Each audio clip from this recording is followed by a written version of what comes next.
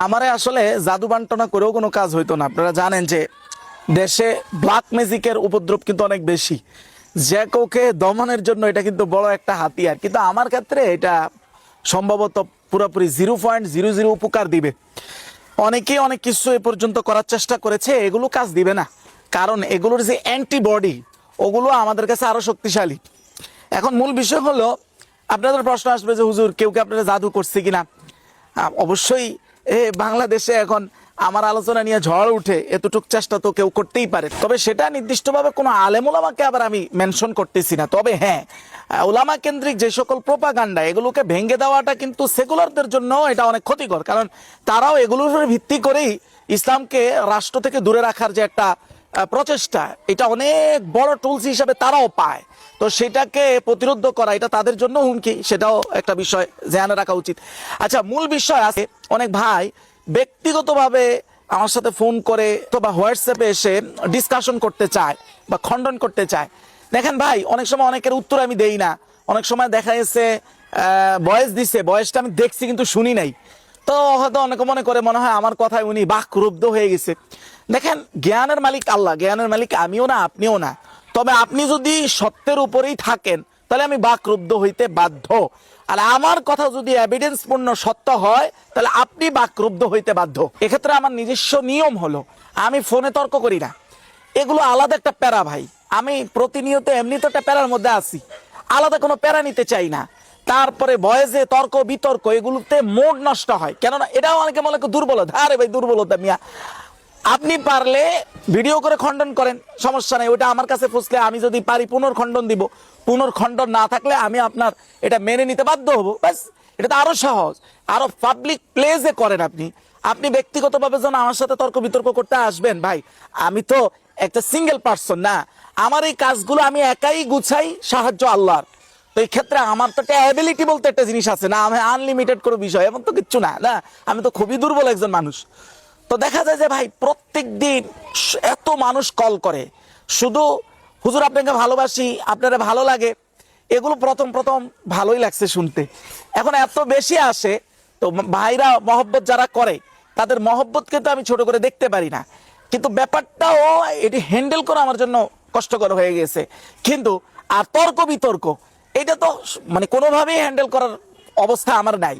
আমি মনে করি আপনি সোশ্যাল মিডিয়া বলেন, যে কোনো প্ল্যাটফর্মে বলেন, অফেনলি আমার ব্যাপারে বলেন, খণ্ডন করেন, ওইটা আমার কানে ফুসলে আমি ঠান্ডা মাথায় ওইটা নিয়ে বিবেচনা করব। কিন্তু আপনি তো একা না, এরকম 10 জন হুদাই সমান। প্রথম প্রথম যখন আমার ভিড় কম ছিল, চাপ কম ছিল, মানুষ কম চিনতো, তখন কিন্তু লং টাইম অনেককে আমি সময় দিয়েছি, দিয়ে দেখেছি চাই উনি কোন জায়গায় কথা পৌঁছতে পারে। যতজনকে আমি আসলেই সময় দিছি তখন আমার চাপ কম ছিল, ব্রেনে প্রেশার কম ছিল, তখন আমি দেখেছি যে না, কই শেষ পর্যায়ে উনি নিজে চুপ হইতে বাধ্য। তো এরকমই তো নতুন নতুন প্রত্যেক দিন 2-4-5 জন করে আসবে, আর আমি প্যারা নিব, এটা কি সম্ভব ভাই বলেন? এটা সম্ভব না। যদি আপনার এত জ্ঞান এবং এভিডেন্স আপনার কাছে থাকে, আপনি আলোচনা করেন, বিভিন্ন প্ল্যাটফর্মে আলোচনা করেন, খণ্ডন করেন, সমস্যা নেই। ওগুলো আমার কাছে পৌঁছলে ওগুলোর যদি পুনর্খণ্ডন থাকে, জবাব থেকে আমি জবাব দিব, বাস যেভাবে এখন দিয়ে যাচ্ছি। শুধুমাত্র হোয়াটসঅ্যাপে এখন পর্যন্ত এই সুযোগটা দিয়ে রাখছি, সেটা হলো লেখালেখির মাধ্যমে আপনি আমার সাথে বিতর্ক করতে পারেন। কেন লেখালেখি কেন ভাই? কারণ হলো আপনি দেখা গেল বয়েজের মাঝে উচ্চবাচ্য কথা আমাকে বলে ফেলছেন, আমি কি আপনার মুখ আটকাইতে পারবো?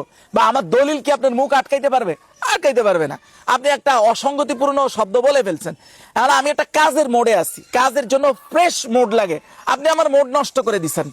এখন কেন, কি দরকার আপনার বেহুদা কথা শুনে আমার মুড নষ্ট করার? এটা তো কোনো দরকার নেই।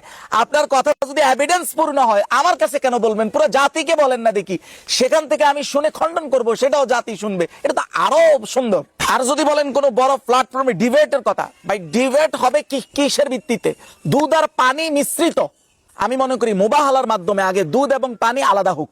মানে আমি তো এই কথা বারবার বলেছি যে শুধু 10 জন আকাবিরের নাম নেব আমি, মাত্র একদম মেইন স্ট্রিম আকাবির আমাদের 150 বছরের দেওবন্দিয়াতের, যে এই 10 জন আকাবির জেনে বা না জেনে, ইচ্ছায় বা অনিচ্ছায় কখনো সাইয়্যিদ আবুল মওদুদ রাহিমাহুল্লাহর ব্যাপারে কোনো বিকৃত উপস্থাপনা করেন নাই, অথবা কোনো মিথ্যা কোনোদিন বলেন নাই। এইরকম সৎ সাহস যদি কোনো কওমের সন্তানের থাকে, আসেন মুবাহালা চ্যালেঞ্জ বারবার দিচ্ছি, মুবাহালায় দাঁড়ান, কসম করেন। আর যদি বলেন যে না দুই একটা ভুল তো এদিক সেদিক, ওই দুই একটা ভুল আগে ফাইন্ড আউট করেন, বের করেন, আলাদা করেন। এরপরে যেগুলো আপনার দাবি, যেগুলো ভুল না, এগুলো সত্য দাবি, ওগুলোর উপর ডিবেট হবে, সমস্যা নেই। আগে দুধ এবং পানি আলাদা হোক। কয়েকদিন আগে এক ভাই আসছেন পরিচয় দিয়া, আমার ঘরে আসছেন, সকালে নাস্তা টাস্তা করে গেছেন আলহামদুলিল্লাহ।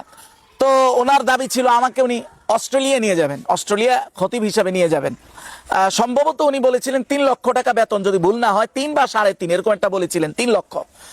তো আমি ওনাকে সাফ জানিয়ে দিচ্ছি ভাই আমার কাজ অস্ট্রেলিয়ায় না, আমার কাজ বাংলাদেশে। উনি এক পর্যায়ে বললেন ভাই আপনার তো নিরাপত্তা ইস্যু আছে, এই এই অনেক কিছু বললেন। তখন আমি ওনাকে বললাম যে হযরত শুনেন, আলহামদুলিল্লাহ নিরাপত্তা ইস্যু আছে, আল্লাহ যে আমাকে এই কাজ করাবেন এটা বহু আগে আমি বুঝছি। কিভাবে? যে আমি বললাম আল্লাহর পক্ষ থেকে আলহামদুলিল্লাহ এই অনেক বিষয় আমি স্বপ্নের মাধ্যমে ইঙ্গিত পেয়েছি। স্বপ্নকে কখনো 100% এভিডেন্স তো ধরতে পারবেন না, কিন্তু যিনি দেখেছেন তার কাছে তো একটা আশা জাগায়, তাই না? তখন আমি বলেছি হযরত এই কাজ যে আমি করব এবং এই কাজের ফলাফল কি হবে সারা বাংলাদেশের প্রত্যেকটা বিষয়ে আমার একটা মৌলিক ধারণা স্বপ্নের মাধ্যমে আছে। সেটা অন্যের জন্য বিশ্বাসযোগ্য না হলেও আমার জন্য কিন্তু যথেষ্ট এই বিষয়টা। এবং আপনি যে আসছেন লন্ডনে নিয়ে, আরে আপনি যে বলতেছেন অস্ট্রেলিয়া নিয়ে যাবেন, আমার ওই স্বপ্নের সিরিয়ালের মধ্যে এমন কিছু অন্তর্ভুক্ত নাই। মানে অস্ট্রেলিয়া যাওয়া, সেখানে ইমাম খতিব হওয়া, এমন কিছুই আমি ওই স্বপ্নের সিরিয়ালের মধ্যে নাই। অতএব যেহেতু নাই, আমি তো চাচ্ছি না যাইতে।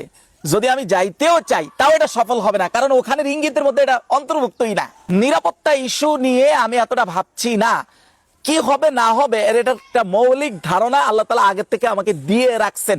সেটা ভবিষ্যৎবাণী না, কিন্তু ভবিষ্যৎ ইঙ্গিত তো বলা যায়। জন্য বলি আল্লাহ যদি না চান, আমার এই কাজকে প্রতিরোধ করার মতো কোনো শক্তি বাংলার জমিনে নাই ইনশাআল্লাহ।